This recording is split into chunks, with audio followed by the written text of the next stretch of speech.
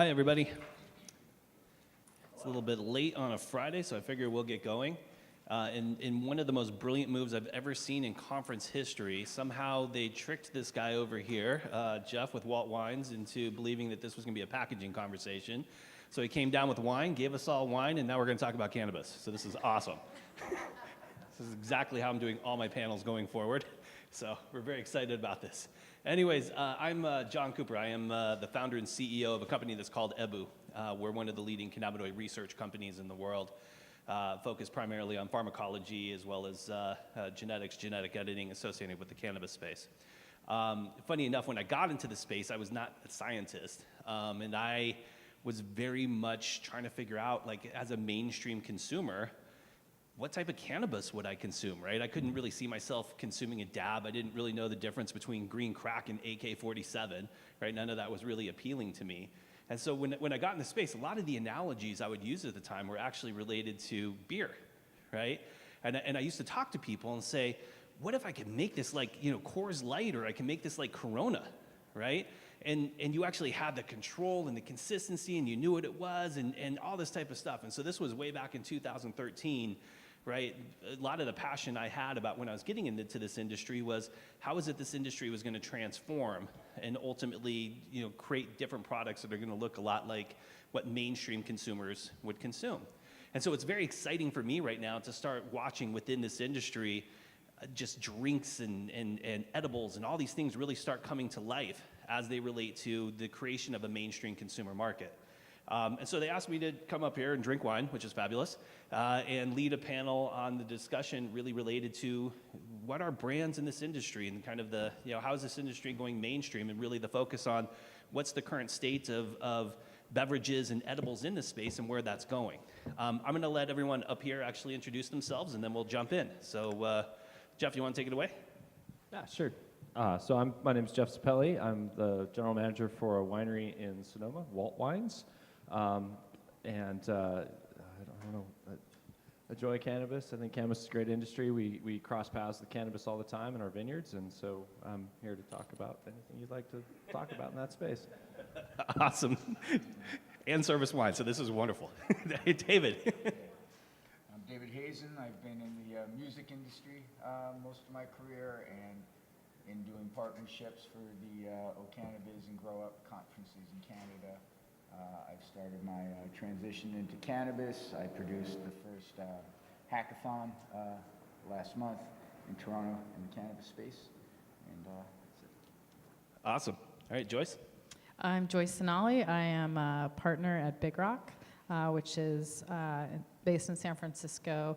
We're a strategic advisory group that works with premium cannabis brands and hospitality companies, kind of at the intersection of food and wine.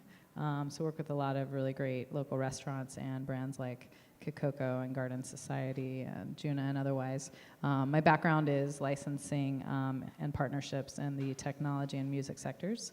David and I crossed paths many, many years ago, so many music people at these types of conferences. It's nice to see everybody transitioning. Great. And Gannon? My name is Gannon Kastner, and I run product development with Kikoko. We have these 4 wonderful cannabis-infused herbal teas on the market right now, but we are a cannabis wellness brand for women. We've been on the market for just over a year now, and I myself have been in the industry just over 3.5 years. My background is actually working in the corporate side doing strategy consulting. So it feels wonderful every day to be a part of an industry that fuels my passion and feels like I'm actually doing something that's benefiting the world. Awesome. So we're going to start with kind of a funny question that I'm going to throw out there for the panel, but I think it's very important in terms of starting with the foundation of what a lot of companies are trying to create, which is, what is a brand? What is that? I mean, people use that just very loosely, but at its core, what is a brand? Yeah. So for us, in the wine world, it's really important. Brands, especially as we're now transitioning from an older, more affluent, so in the wine space that we're in boutique, small winemaking. We're not in the Gallo, Jackson, making a lot of wine. So in our world, it's about grabbing a consumer and marketing directly to consumers. So when we're thinking about making a brand, it's about what a story's about. And it's about there are a lot of things that are consistent throughout the entire wine space. We all make things from grapes. We all make things from different parts of the country or different parts of the world. But what sets you off is really what your story is. And so I think I always come back to what is a brand. It's about what is your story and how are you differentiating that story from other people. I've read a lot of definitions of what a brand is. Is this on? Is there a switch? There you go. That's better. Yeah. I've read a lot of different definitions of what a brand is, and one of the more interesting, although I'm not sure I love it, but it's interesting to just define a brand as a promise to the consumer. And if you use that as a starting point, it can go in a lot of different directions from there. But I like that as a starting point, if not an ending point. Yeah, I definitely think like an identity and a name that evokes a feeling in the consumer and focusing that towards a specific identifiable demographic, and you may broaden from there, but trying to start there more narrow as opposed to more broad. I think also in this day and age, brands are developing more into platforms and platforms for change that we want to see, thereby creating products that we want people to consume or experiences we want people to have. But I think more and more we're seeing in this day and age that brands have a social responsibility as well as a consumer responsibility. So one of the things that's been interesting for me, I've been deep in the space now for over 5 years, was when I got in, there wasn't that many brands, and now I feel like there's literally thousands of brands. Like I was at a CBD conference, what was that, 2 or 3 weeks ago, and I maybe knew 2 out of the 100 brands that were in this place, right? What are brands that you guys see right now that are doing it really well in this marketplace, and what are they doing to really start setting themselves apart? Well, being the only cannabis brand here, I will say that I think we're definitely setting ourselves apart and we're doing things incredibly well. And I think one of the big differentiators is that we focus first and foremost on quality. We trust our consumers to make educated choices. We think they're active and social, and they engage with brands in a way that we support. But I think quality above and all is just the first distinction. We focus on, within our teas, we've put as much energy into the synergistic herbs for each tea blend as we do into the cannabis component as well. And those small nuances make a huge difference for the consumer in the end. Another component is ethos. I think consumers are more and more trending towards brands that they identify with, that they align with, and that they trust that, in a sense, they're voting with their money or they're supporting brands that they think are doing well in this world as well. Brands have to stand for something, and I was just thinking of my friend Clay on this stage, another ex-music guy, who's launching a cannabis brand called Heavy, and I looked out and I saw a Heavy cap right there, and they haven't even launched yet, and they're so developed and evolved in terms of what their brand stands for, and they've been so effective and aggressive about recruiting a community online. I'm really looking forward to seeing how they launch, because they've done such an incredible job laying the groundwork, and that's a brand that I don't think too many people have heard of. And I assumed that it was going to be more metal focused, but there's a huge hip hop component, and that's the first thing that came to mind. But a brand has to stand for something, it has to have values, and it can't betray those values if it's going to succeed. I think there's probably also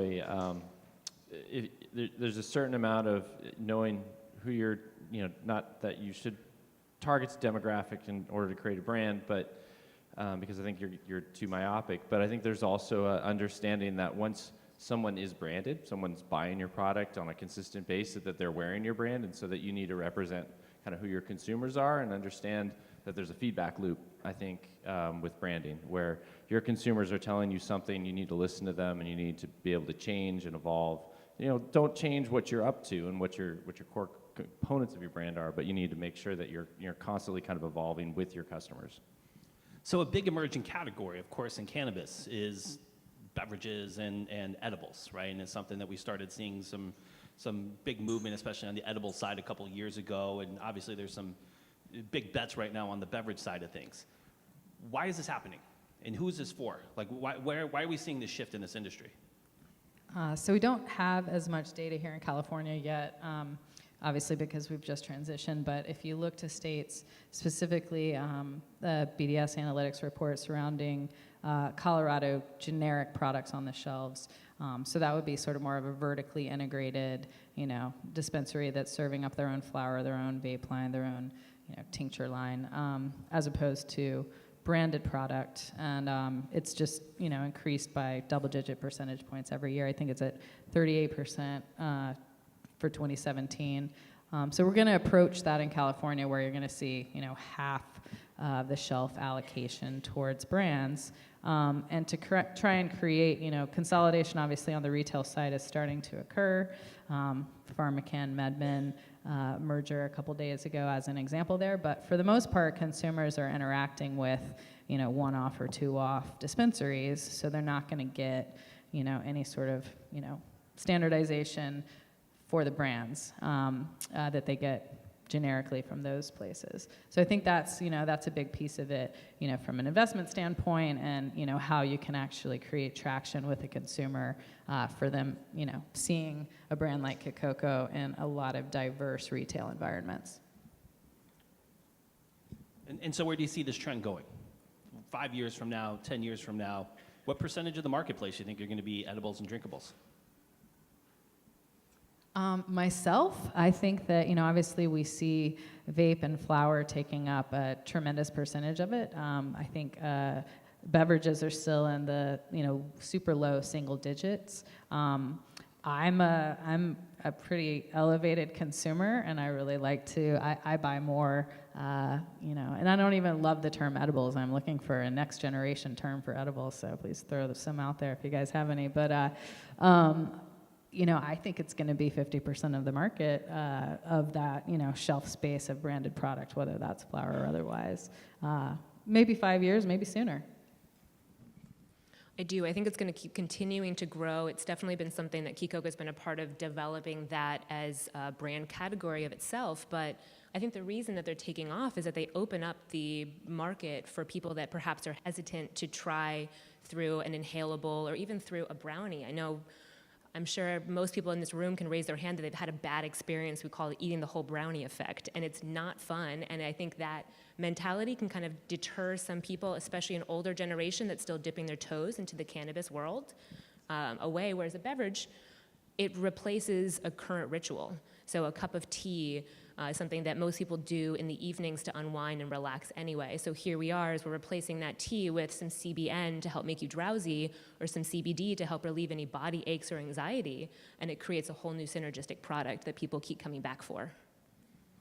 Yeah, I agree. I think the beverage space is, if we're watching what we're seeing in alcohol companies, so you got Constellation, Diageo, big spirits, wine, beer companies starting to get in, especially in Canada. And now you're starting to hear Coca-Cola trying to get into CBD, and they're trying to figure out how they're going to kind of wade through those waters in the United States. I think that I think the edible, I don't dismiss the edibles, I don't know enough about it, but I know from the beverage side that they're very serious. And so I think that you're starting to see a lot of movement in the beverage space. So it begs a really good question, though, right? Again, and I like the way that you say it in terms of it's replacing a ritual. Why in the heck are these big companies deciding already, or even like a year ago, to get into this space now? Like, why make the bet? I mean, you think you made this statement that beverages are single digits in this space. Why are these multi-billion-dollar companies deciding right now to get into this space? Well, that goes to, a much broader topic of, health and wellness, and how we as, consumers want to participate in wellness on a daily basis.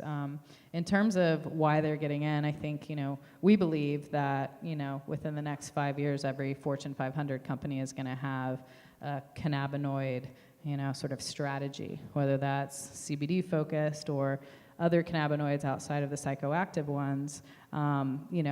You don't see most of the major analysts. You've got tobacco analysts or pharmaceutical analysts looking at cannabis, but very soon there's going to be cannabis analysts working for all of these companies. They're just following consumer behavior, and growth is certain. And the cannabis industry, I was just reading in Bloomberg this morning that Cowen and Company is predicting that by 2030, the legal cannabis market will be 75 billion, which is the same as the current North American soft drink market. And that's not a growth. You already see the soft drink companies getting into water, buying energy drinks, anything except the poisonous sugar waters that their legacies are based on. So it's just a matter of following certain consumer behavior patterns that are already well established. And Jeff, you're in the wine space. I mean, like, is this a topic in the wine space? Are people talking about the potential hit?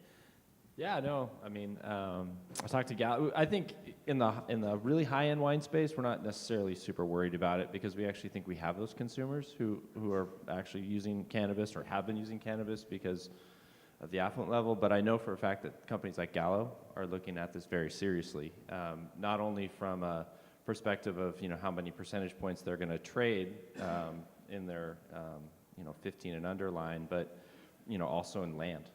They're going to be looking seriously at competing with land and the ability to grow cannabis.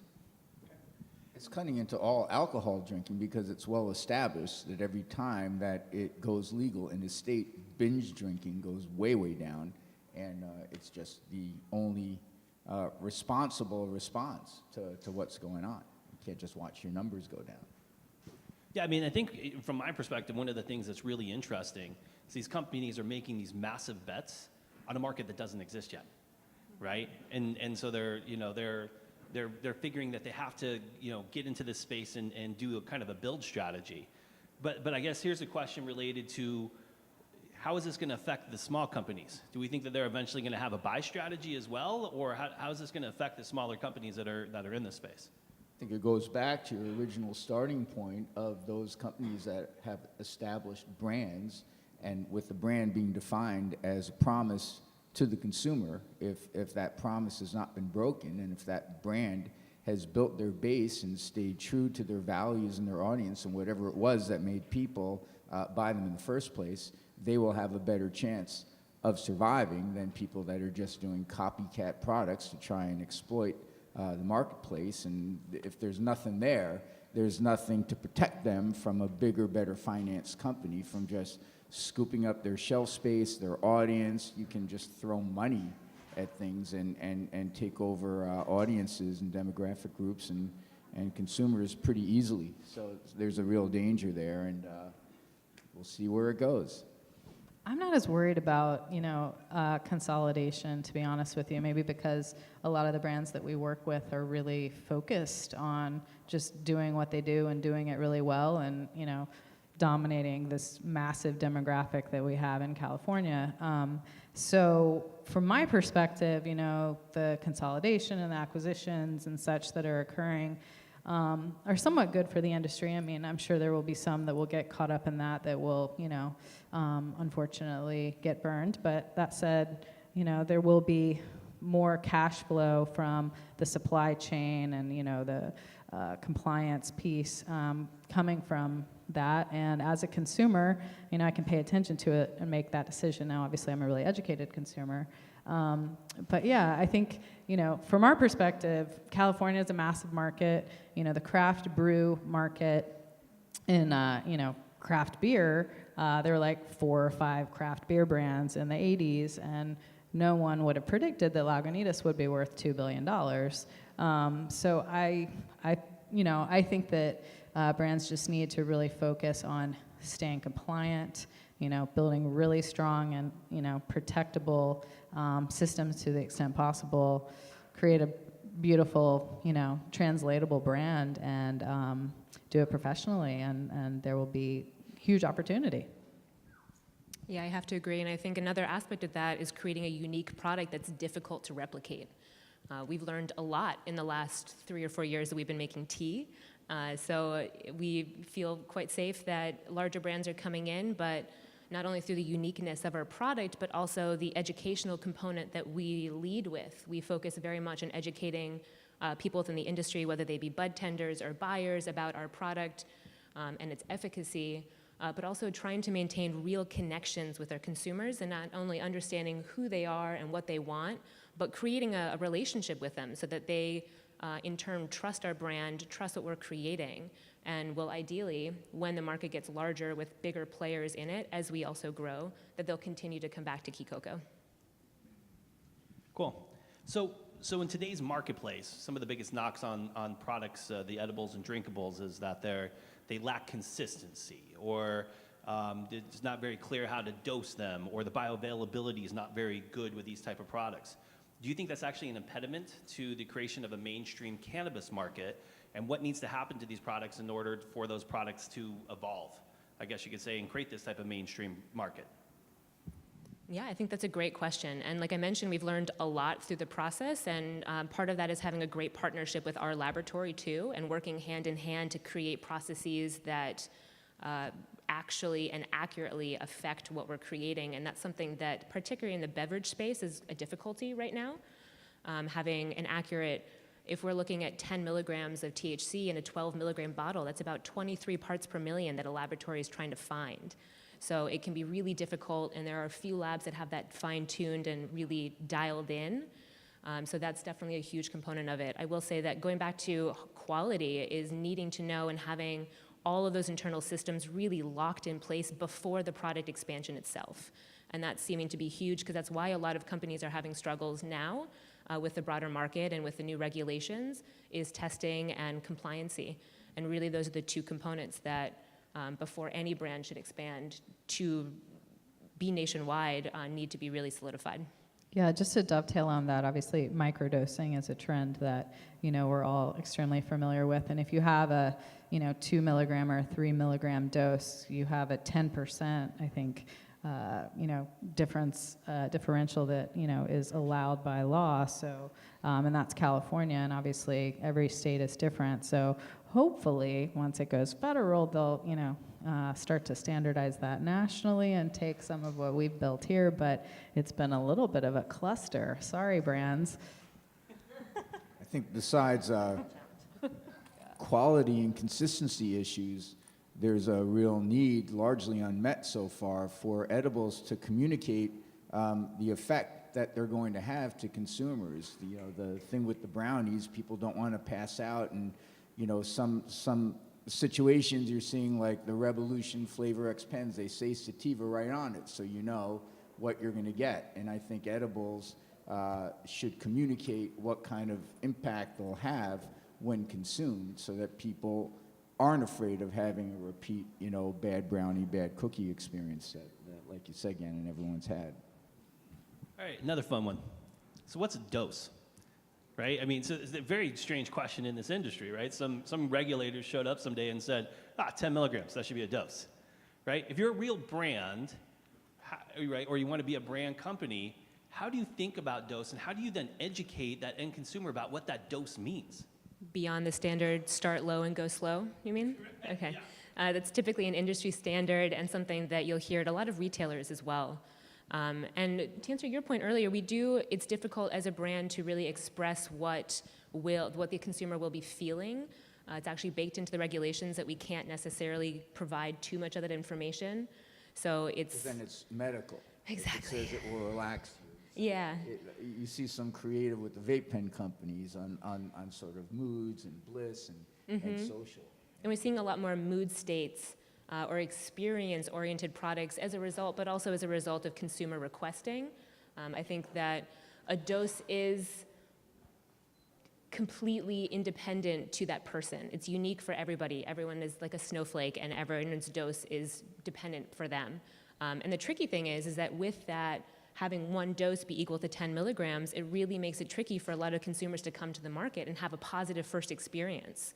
I know myself, if I had my first experience to take 10 milligrams of THC, it's far too much for my body, and I have had a really bad experience in that way, and it deterred me from going back. So we focus on what we call microdose, and it really is an educational component. We have a really strong sales team and brand ambassadors who go out and they talk to patients and they talk to consumers and they talk to buyers and everyone in between about how to really titrate and understand what the effects will be. For us, although we do focus on typically low dose or microdose, except for one of our teas, we also tell people, hey, if this is your first time, start with a high CBD version, even start with just drinking half a cup of tea and seeing how you feel with that, on really trying to educate people that this isn't something where you can just march into the industry, try something, and then just know solidity what your dosing is going to be after that. It's really a trial and error. It's really I tell everyone to keep a journal in the beginning, write notes. It's really dependent upon your hydration levels, the food that you've consumed, how much you've slept. There's a whole variety of nuanced effects that can really be either aggravated or depleted from the cannabis too. It's interesting, this conversation, to listen to this conversation. It's so interesting that kind of within the space you've got bourbons, high alcohol. Wine can be in the 12s to 16s if we're talking about that, and you have beer now in craft where you're starting to push up over 8. So I was thinking about what you were talking about with where you want to be when you're doing that level of dose, I guess is the best word for it. And then I thought about the advertising and how alcohol companies will advertise.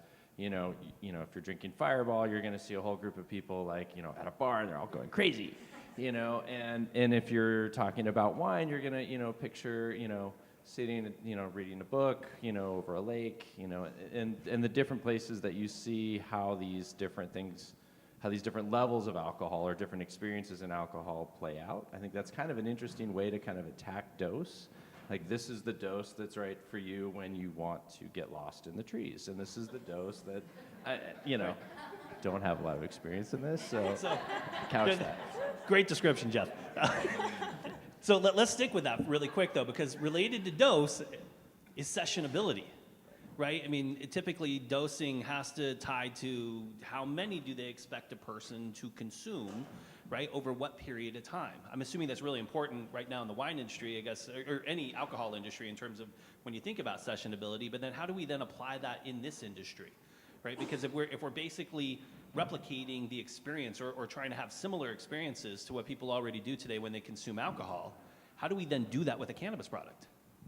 I think consumers, just like through trial and error, drinkers get their own relationship with what 16% alcohol means and 50% proof.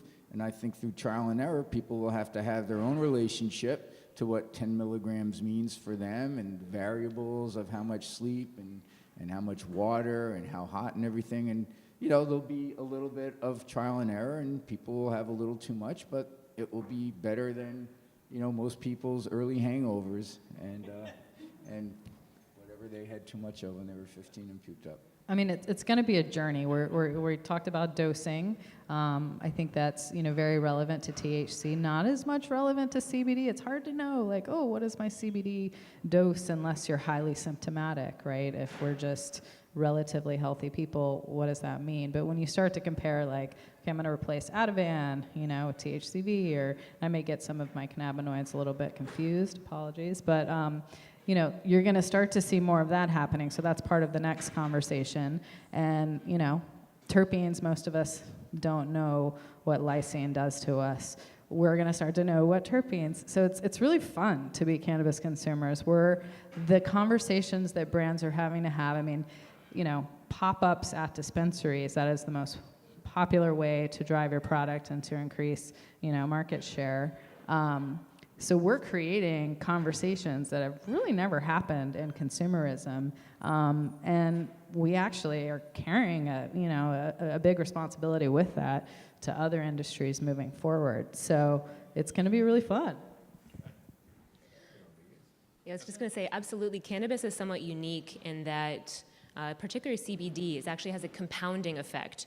So meaning if you are someone that suffers from back pain or systemic anxiety, you continuously are anxious, having small amounts of CBD throughout the day, throughout the week, and taking it consistently is really what's going to provide that long-term relief. Whereas it's a little bit more tricky to do that with the beer and alcohol industries. We hear of people doing that through movies, et cetera, but cannabis does have a unique aspect to it in that. So it's a little bit trickier to dose, or what many people refer to as titration, which is working with the consumer to understand their minimum effective dose, and then trying to basically say, how can we continuously dose your body with that? We know many people that suffer from anxiety or Crohn's or back pain, who will continuously, just throughout the day, brew 1 cup of a sympathy or a positivity and drink it slowly throughout the day to alleviate themselves from pain, as opposed to being really high in one part of the day and then just having to kind of ride that wave. Instead, we're just continuously ultra microdosing in a way to alleviate those symptoms. There's already non-alcoholic beers that have cannabis in them, non-alcoholic wines, there's teas, there's kombuchas, there's elixirs, there's waters, there's all these type of things. Like, in the end, like, what do you think are going to be the popular formats in which people will be consuming cannabis? I'm guessing you have an opinion. I happen to think tea is one of them, just saying. We talked a little bit about their rituals before. I do think that consumers at a very high level are apt to reach for drinks or beverages for 2 reasons. One would be a ritualistic beverage, one that you consume, typically coffee in the morning, or your tranquility or chamomile tea at night, as an example. But people also reach for celebratory beverages, and that's where we see a lot of the beer and wine come into play. With that, Key Coco is absolutely committed to increasing our product line to have sort of ready-to-drink models available for that too. But I'm actually curious, do you think the beer consumer or the average wine consumer will make that swap into the cannabis beer or cannabis wine? I think it's already there. So the conversation that I had with my friend at Gallo was, what do you think this is going to be? And he said, well, we don't know. It's between 1 and 3. And I said, I think what we actually, the right question for it is, how many people are actually already in both dollars, right? Or actually, have been, buying illegally, I guess is, what. I think the number according to BDS is 15%. What's that? I think it's 15%. Yeah. So that's I think a pretty big number of people who are, drinking wine or have more than 3 glasses of wine and smoke or, use cannabis. So, it's interesting that what we see are chefs wanting to pair cannabis-infused foods with wine at parties. And we get a little scared of that because you don't know necessarily how crazy that party might get. And so you don't know if you want to attach yourself to it. But I've seen that in multiple parts of Colorado. I've seen it in California now. We're seeing it in Canada when we go there. So I think that getting back to what you say, what's normal to your daily ritual, I think is going to become how people embrace cannabis. I think that was actually a good thing to say. And I've actually had, jumping in, I've had a very interesting experience. We've partnered with the guy that created Blue Moon and a couple other major companies. And so I've actually had some of the new non-alcoholic beers that they're going to be coming out with, which are shockingly amazing, right? They actually taste like really good beer.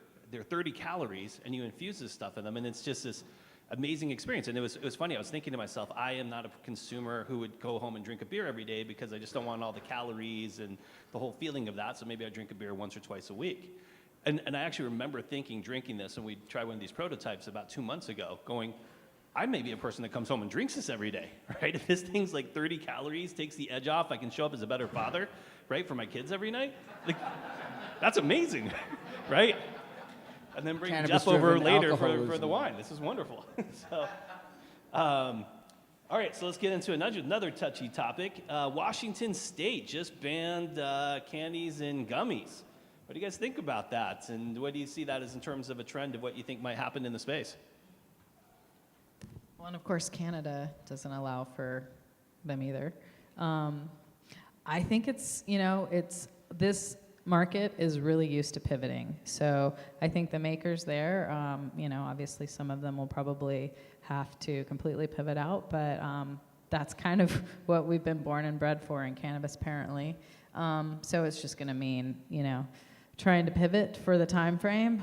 But I would imagine that will shake itself out, It's unfortunate. There's just so much. It's just really unfortunate to see the bleed and the sort of lack of thoughtfulness towards the amount of money that people are investing, on the backs of usually not massive corporations. So I really wish that the governmental bodies had a little bit more sympathy than they do, and the average voter. But, I don't know what to say other than that.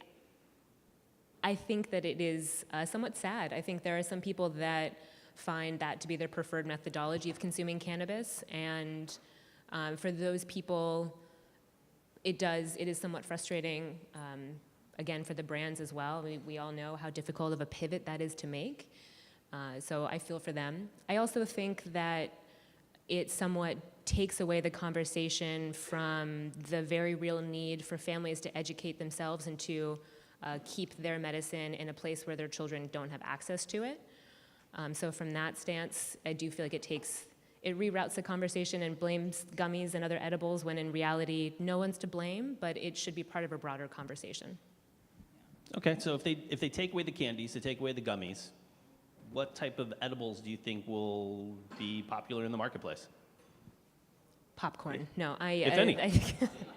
I mean, it could be. I think that we're seeing the edible market broaden vastly, not only in Colorado and Washington, but also definitely in California.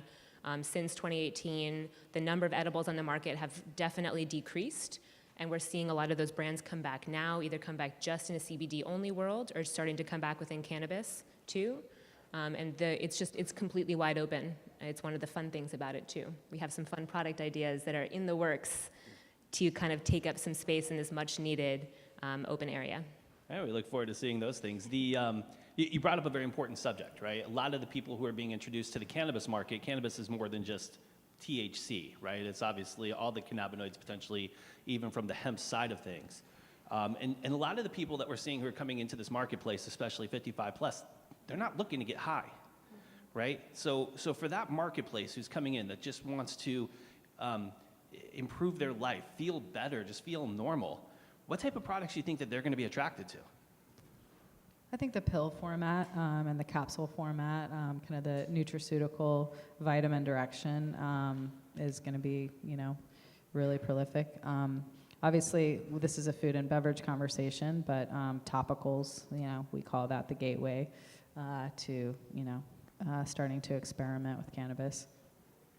I think this is the biggest space. Not to take away from anything you guys are doing, but I see a lot of my parents, and they're looking for other options than just your traditional pharmaceutical drugs. And I think that the CBD area in all of it is just going to be a really big deal. And I think it'll be helpful for everything. So here's a little bit of a tricky one for the branding folks on the stage. Traditionally, the model has worked where a brand is created in the U.S. and would be brought to other countries like Canada, right? We're seeing now that a lot of brands are going to be created in Canada, and they're going to try to bring those into the U.S. Do you think it'll work? What do you think the challenges will be? I mean, how do you see this playing out? I personally don't think it's going to work as maybe some believe that it will. I feel like brands resonate locally and then regionally and then statewide and then nationally. So to appropriate that, if you go to pretty much any medical country or, dispensary location in the world, they're going to have some sort of Cali feeling, most likely. So I think it's already being appropriated, but without the legitimacy, we're betting that it's not going to work. So I hope it doesn't, because here we have the most legitimate, our genetics in Northern California and the terroir that is here, I almost started to speak in Portuguese because that's the word they use there, are just, so profound. So I don't believe that's going to work. Other thoughts? No, I have to agree completely. Not only is it difficult from the consumer stance, and I love what you said about appropriating California. It's true that most trends begin in California and then take off nationally and then internationally. So for brands to try to enter California to preemptively understand what our internal trends are, I'm curious to see how it plays out. Absolutely. Stock celebrities. There's obviously some celebrities already endorsing brands or have their own brands currently in the space. In the cannabis market, do you think you're going to see more of that, and do you think it's effective? And if it is going to be effective, how is that something like that effective? In Canada, you can't endorse another product. It's illegal. So the only way that a celebrity can be involved with the cannabis brand is if they actually own shares. So that's a pretty predictable trend that we're already seeing with acts like the Tragically Hip, biggest band ever in Canada, since Rush at least. So I think that will be more of an issue from there as opposed to more traditional endorsement structures. From an investment standpoint, a celebrity walks in a room and you don't just knee-jerk that they're going to have a consumer base in cannabis. So we don't look at it that way necessarily, that this is going to be a guaranteed success. But, I have, obviously we have some examples already. The Wiz Khalifa brand kills in Nevada. I've enjoyed the rollout of Willie's brand, and he's basically pairing with like the local best of in those markets. Marley Natural has had some hiccups, but I feel like they kind of went in the more homogenized, we're going to isolate ourselves direction. I don't know if that is going to work out. But at the end of the day, I feel like it's, if you're going to speak for your passion, and obviously there is such an overlap with music and cannabis, you have to build something with people that have the expertise and the vision and, the professionalism to see it through. So those that are astute enough to surround themselves with, those types of operating teams have a good chance to build good brands. Yeah, I think for every one successful celebrity endorsement in the wine, liquor, spirits space, there's probably 10 failures. And the ones that usually work really well are people that are, if you think about like George Clooney, founding the company, being involved. Pink has her own wine brand, her own winery. But then you think about like Michael Bublé and what he did with Behringer, and it just, flopped. So there's celebrity endorsements in our space is really common. Its effectiveness is not necessarily a guarantee. So I think you have to get involved. You have to wear the brand. You have to embody the brand. There are some people that are real natural affinities. I think what's interesting is trying to find the affluent celebrity affinity. I think that's going to be interesting in the cannabis space to find that person. So. Make the mistake of thinking that a celebrity endorsement can replace the basic of quality of product, well-priced, positioning, marketing, all the fundamentals absolutely need to be in place, and then the celebrity tie-in is a way to get initial attention, but it can't compensate for any of the fundamentals not being in place, and people assume that it can. Okay, so I'm a consumer. There's all these new edibles, drinkables, whole bunch of other products. I walk into one dispensary, whole bunch of different brands I don't know. Walk into second dispensary, it's a whole bunch of different brands I don't know. Walk into a third dispensary, it's a whole bunch of different brands I don't know. If you're going to be a drinkable, edible type of brand, if you really want to be a brand company in this space, how do you rise above the noise right now? Right? There's just a lot of noise. How do you rise above that noise? I think the first step is to have a product that stands out on the shelves so that when you walk into these 3 dispensaries or any one of them, you see automatically something that jumps to your attention and you want to pick it up and look at it. The first step is always how do you draw in the consumer? After that, we really focus a lot on education, as I keep mentioning. It's something that is huge and fundamental because we want our consumers to have a positive experience and to come back.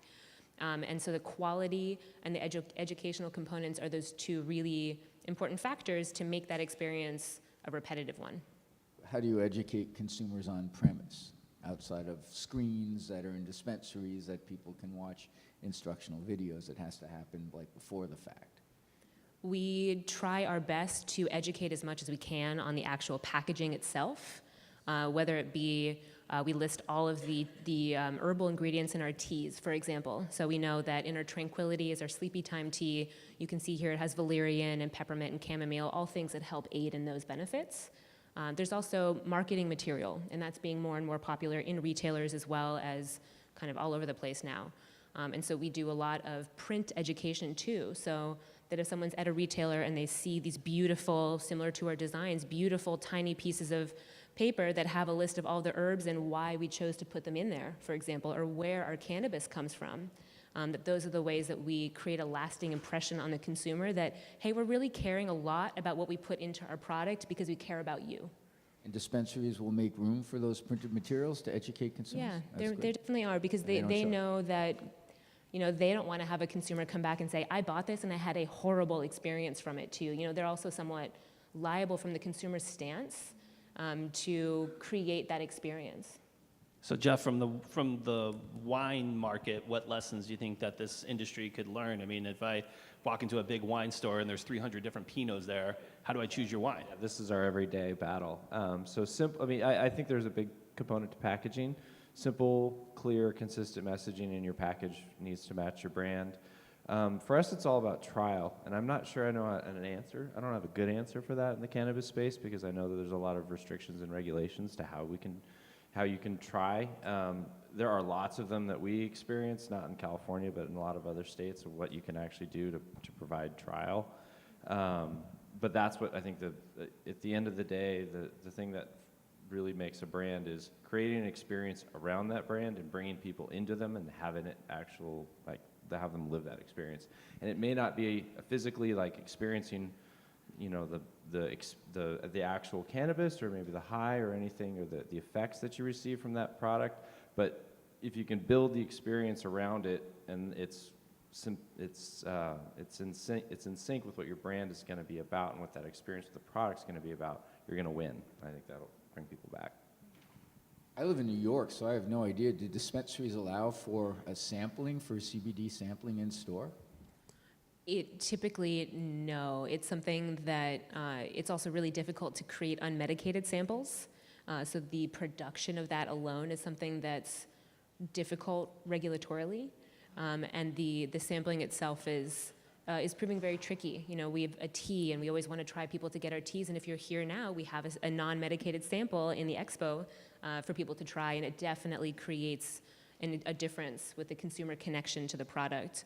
But it's difficult, and not every dispensary is willing to do it. It's been sort of an ongoing discussion with the state regulatory bodies as well. So last question, then we're going to open it up to the audience. If you're creating a new brand today, edible, drinkable, how broad or how narrow should that brand be, right? So in other words, is this going to be a brand that's really designed for everybody, or are you going to be, a pet brand for a dog that has one white foot, right? I mean, where's the right place in terms of the focus that you want to really create in terms of a brand and who you're trying to talk to? I like simple, clear messaging. So find something that resonates with your brand, that's something that other brands maybe can't achieve, and that's how you can out-compete them. I said it in the beginning, but I generally state narrow. That said, a women's wellness brand, women are half the population, so that's not narrow, but at the end of the day, when you couple it with, certain price points and, elevated brand cannabis consumer, it gets a little bit more narrow. But in addition to that, I would say really just kind of focusing on doing something and doing it really well and not trying to do everything. We like it when folks pick a lane, and at the end of the day, I understand why a lot of brands trend towards going ahead and scoring a micro business permit, because you want to control your relationship with your retailer. Tell your own story, and a distributor might not do that for you as well as you can do it for yourself. That said, I think when we think about delivery formats, who you're getting your distillate from, you don't need to be an extractor, making crude and making the finished product. So we definitely like to see folks that are really, sort of narrowly focused on a certain part of the process. And if a range of products can evolve out of that, that's great. As long as the brand is meeting the needs of an underserved market, it doesn't matter if it's a relatively small and niche and competition-free area, or women, 51% of the population, are still arguably a vastly underserved market. So it's still targeted and it still works. Okay. Awesome. We're going to open it up and see what type of questions we have out here. Hi, I'm Michelle Sitton. I am the CEO with the Cannabis Industry. So I'm really enjoying the conversation.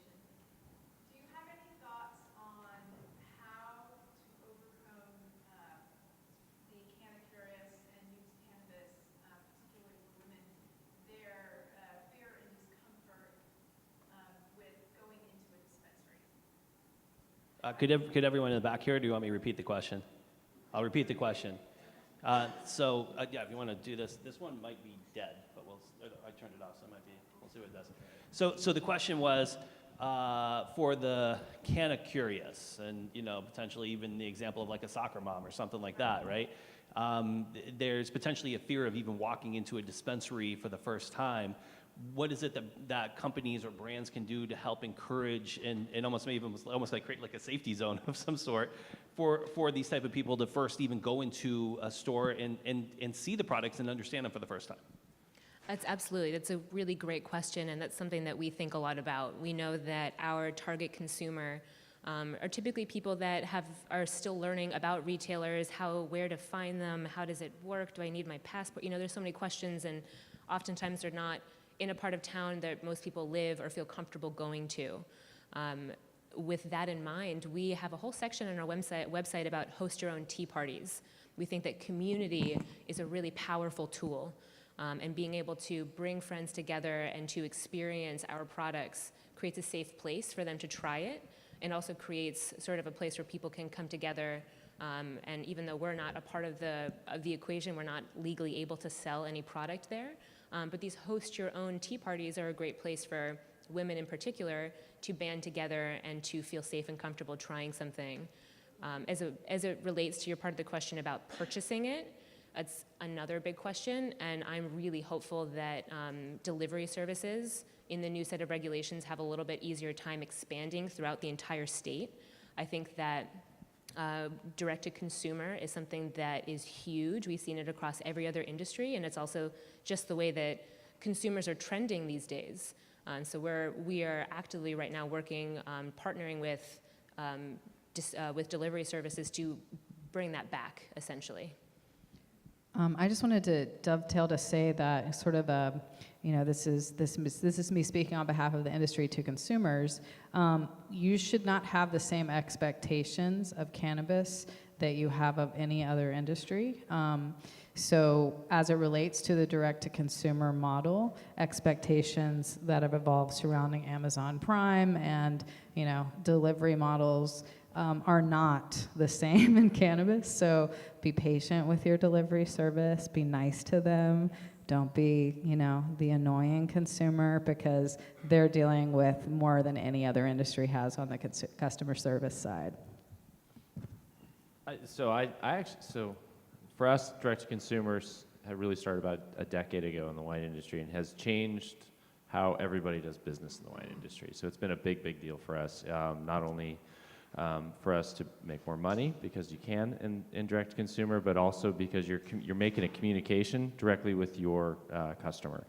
And so I think if I were starting a cannabis dispensary that delivered, I would staff it up with people on the phones, because I think that's the easiest way to try to explain to somebody about the differences. Buying wine, going to a wine tasting room has a similar kind of intimidating factor. You show up and there's a whole bunch of people who are going to tell you about the wine that you may not actually perceive, and so you're trusting them that this is actually what's going on. And so we try to constantly demystify what those terms are and why we use those words, and we do that on the phone fairly effectively, and we do that obviously in our experiences in the stores. So it's about, for us, it was about getting people from outside the bar and into the tasting room and actually engaging with people. So besides dispensaries and home delivery, I felt like I may have gotten a little bit of a glimpse into the future when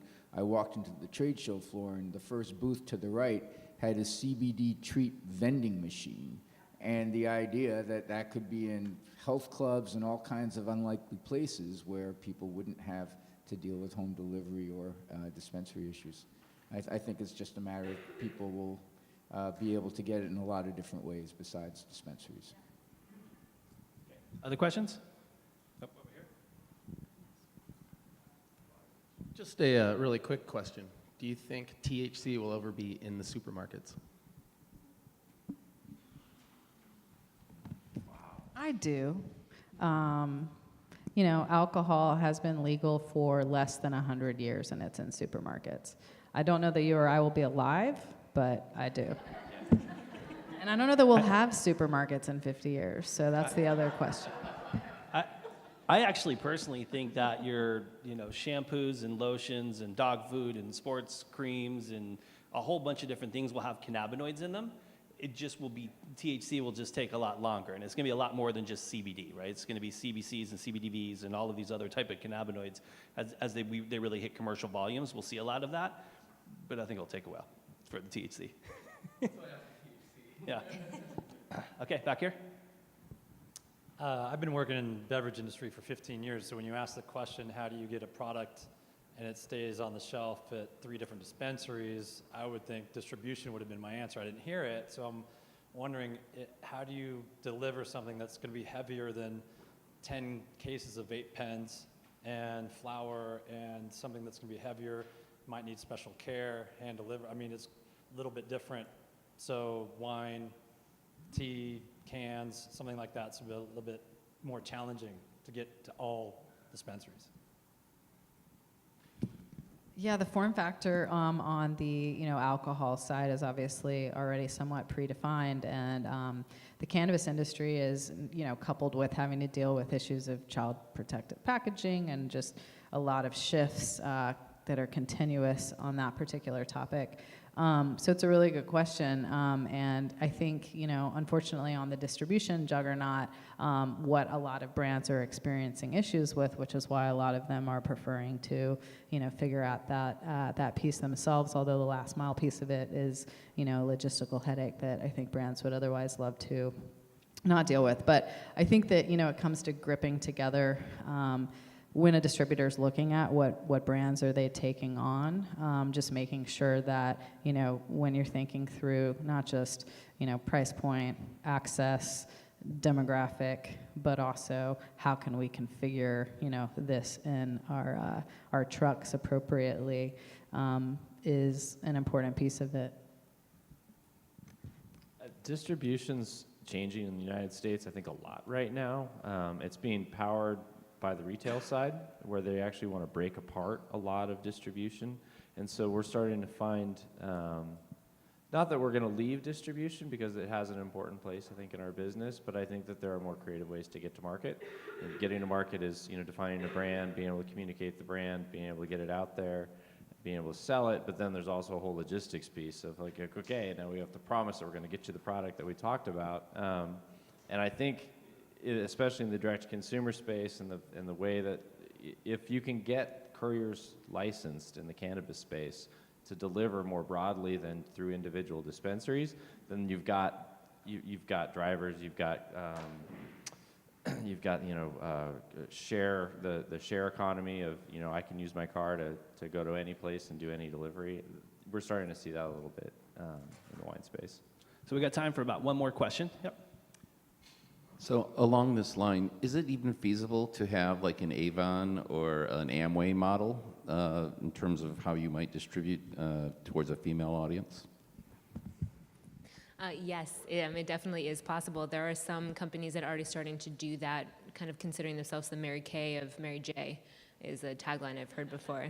So it's absolutely possible, and that really builds kind of off of what I mentioned earlier, of that relationship component between brand and consumer, and being able to have that, not necessarily hand-holding, but especially for a product like cannabis that has a lot of fear and stigma associated with it, being able to really tap into that relationship and make someone feel comfortable about the purchase, about the experience and the consumption, and the delivery method as well.